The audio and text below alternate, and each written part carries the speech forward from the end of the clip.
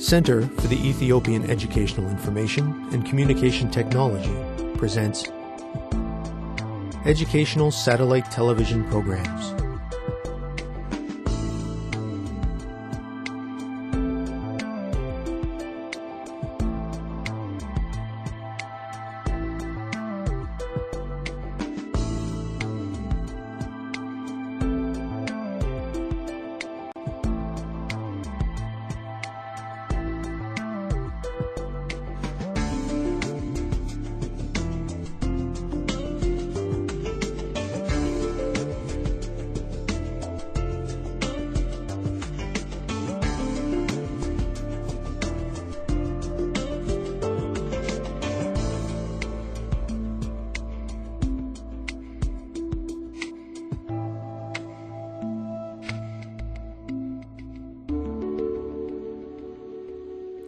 Hello, teacher.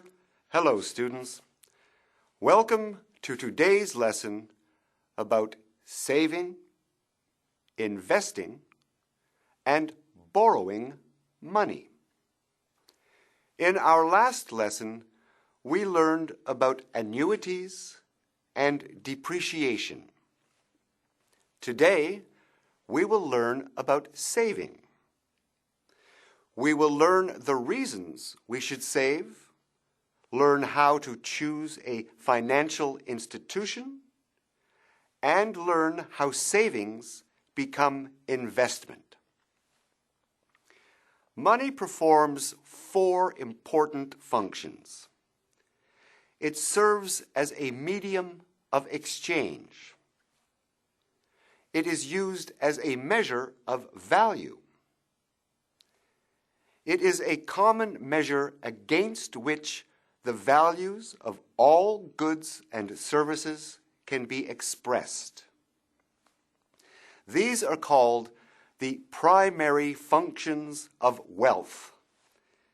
It is also a standard of deferred payment, meaning that there is no need to worry about the form of future payments. In addition, it is a store of value. As it is the most liquid of all assets, it is a very convenient form in which to store wealth. Its liquidity also helps in the transfer of value from person to person and from place to place. These are the secondary functions of wealth. Students, it is obviously better to have money than not to have it. But much of the reason that we enjoy having money is that we can spend it. In that case, what reasons are there for us to save rather than to spend? Working with a partner, think of as many reasons to save as you can. I will see you in a few minutes. Students, let's get ready. Begin.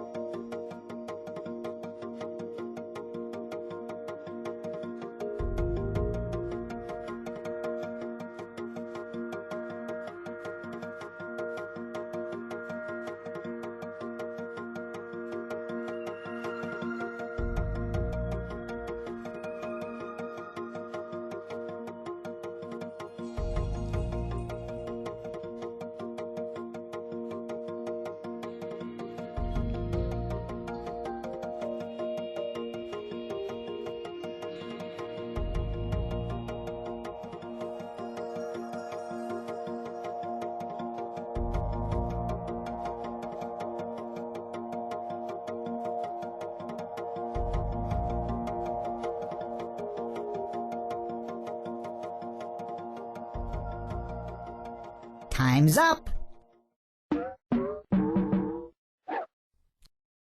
Let's get back to our lesson. Welcome back, students. I will list some reasons to save. See how many you thought of. We must save for emergency funds. A family member may fall sick, or your home might be struck by a natural disaster. We must save for retirement. We cannot work forever, after all, and as we get older, we must be able to retire. We must save for a down payment on a house. A home is a great store of value, but it requires a great deal of money to acquire. We must save for necessary purchases like appliances and transportation. We must save for our education. Education is extremely important, students, and can also be very expensive. Perhaps you thought of reasons to save that I did not list. After the lesson, have a class discussion about the different reasons that you listed. Saving money can mean simply putting it aside in case of hard times. Savings are defined as the portion of your disposable income that is not spent on consumer goods. Your savings can be invested. Investment is defined as the decision to pledge money into investments and securities in order to increase personal or business income. Let us examine a few different methods that you can use to invest. One method is to invest in new corporate stock. When a corporation wishes to grow, it issues new shares of stock through the investment banking process. People who buy these shares of stock are effectively buying a small fraction of the company itself. Another method is through bond issue. Bonds are issued both by companies and governments when they wish to borrow funds. The bonds are promises to repay the amount borrowed plus interest at the specified times. A third method is to borrow from banks and other financial intermediaries. Individuals and companies alike can borrow money from a bank, provided that they agree to pay the interest charges. Students, take a few minutes to think of a plan that will help you to save your money. Will you put your money aside or will you invest it? Why? Discuss your answers with a partner. Students, let's get ready. Begin.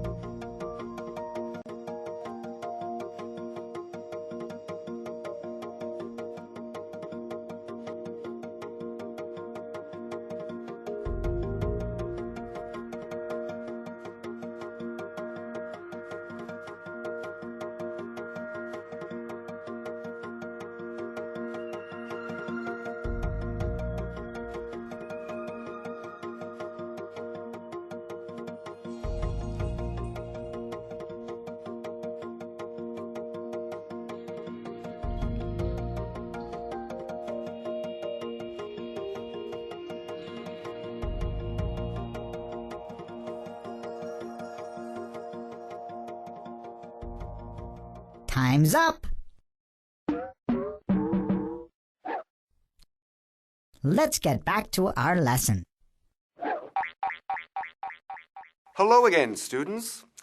I hope that you had a profitable discussion. There are good reasons to invest your money, and there are also good reasons to put it aside. If you invest your savings, its value might go up and you will receive profits. Of course, its value might go down, in which case you would have been better off putting it aside. It is a complicated question, and there is no single correct answer. Think hard about this subject, students. Now let us examine the different savings institutions. There are 4 main types of institution that we can use to save. Commercial banks accept deposits, make loans, and sell other financial services. Savings and loan associations are owned by depositors to convert funds from their savings accounts into mortgage loans. Mutual savings banks are like savings and loan associations.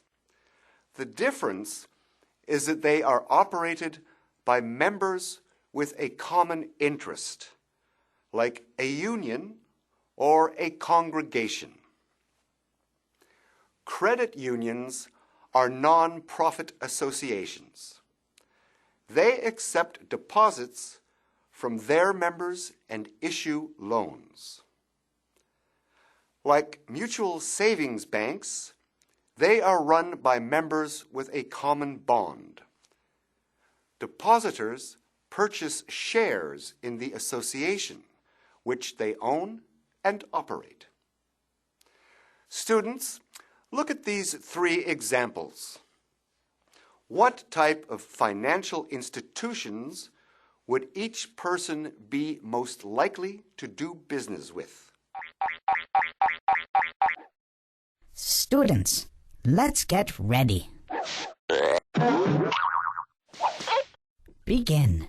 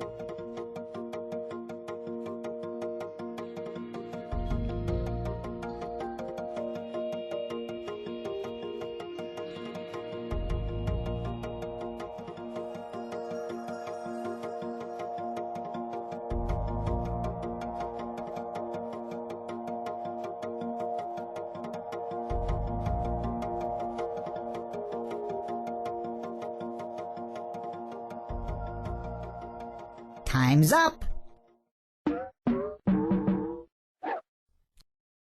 Let's get back to our lesson. Hello, students. What were your answers? The first person would be likely to do business with a commercial bank for maximum security. The second person would probably approach a savings and loan association in order to get a mortgage loan.